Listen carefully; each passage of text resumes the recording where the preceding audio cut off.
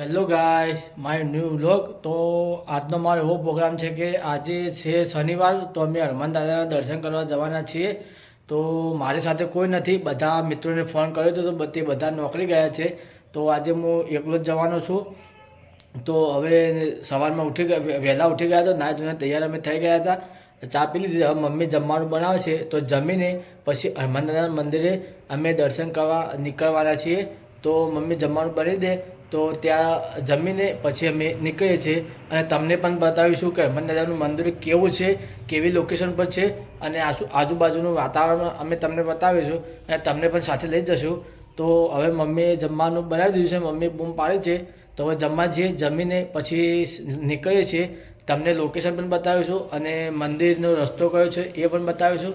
તો હવે અમે નીકળવાનું કરીએ છીએ. તો પહેલાં જમી લઈએ, જમીને પછી નીકળીએ છીએ અને તમને પણ સાથે સાથે અમે લઈ જઈએ છીએ. તો ચાલો હવે અમે જમવા જઈએ છીએ, જમીને પછી નીકળીએ છીએ.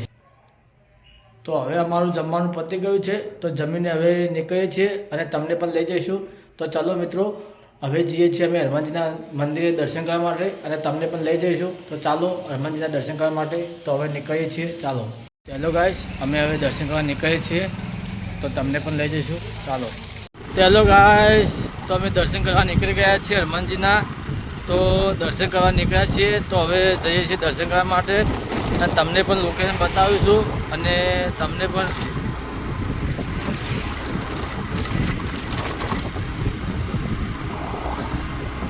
અમારા ઘરથી 1 કિલોમીટર દૂર છે, વધારે દૂર નથી. તો તમને બતાવીશું કે હનુમાનજીનું મંદિર કેવું છે.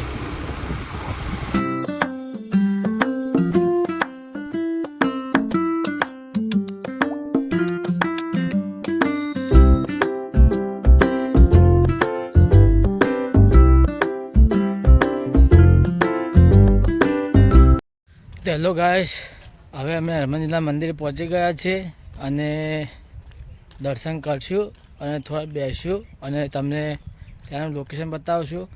અમે થોડા જલ્દી આવી ગયા છીએ એટલે પબ્લિક કોઈ દેખાતી નથી, નકર બહુ ભીડ હોય છે, બહુ પબ્લિક આવે છે એ દર્શન કરવા માટે.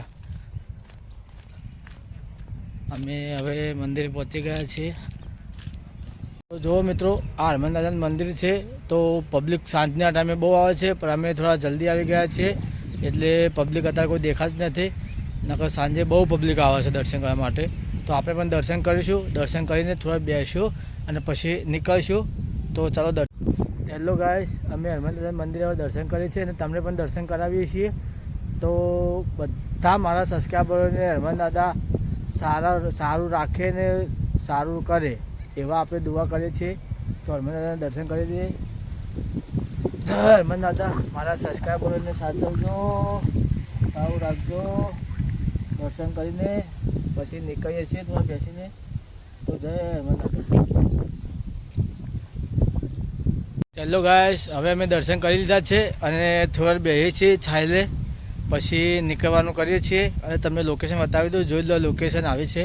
તો જુઓ મિત્રો, આ લોકેશન છે, બાજુમાં રોડ છે અને આ આખું જંગલ છે. જંગલના અંદર હનુમાન દાદાનું મંદિર છે.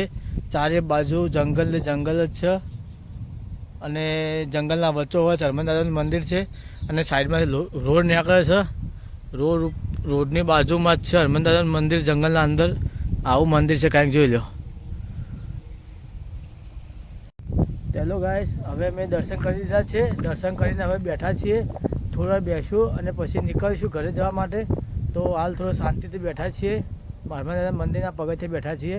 તો પછી થોડા રહીને નીકળીએ છીએ. તો ચલો મળીએ છીએ નીકળીએ ત્યારે. ચાલો હવે અમે નીકળીએ છીએ. તો ચાલો હવે ઘરે જઈએ છીએ અને હવે નીકળીએ, ઘરે જઈને મળીએ છીએ. ચલો